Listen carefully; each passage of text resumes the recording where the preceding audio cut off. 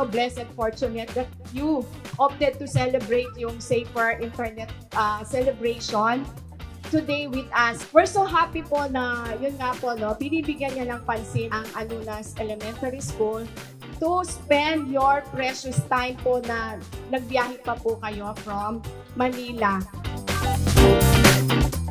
Thank you again. Nakinig kayo sa amin, parents, kasi very instrumental po kayo, no, sa paggabay ng ating mga kids online.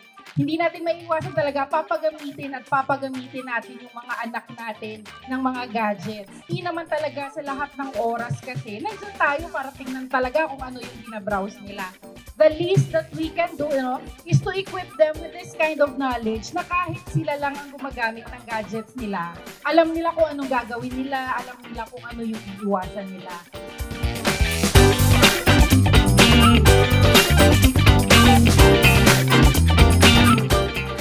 Siyempre po, very important. Mas okay po sana kung lahat po ay magkaroon ng information about this, lalo na po yung Data Privacy Act. Kasi marami na po ngayon yung mga naglalabas ng mga phishing activities at yung mga scamming. So yung mga bata, nai-inform sila agad.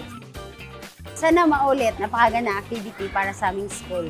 Yung mga darating pang mga bata, habang lumalaki sila, may natutunan sila na, okay, dapat pala ganito ang gawin. Thank you, Converge.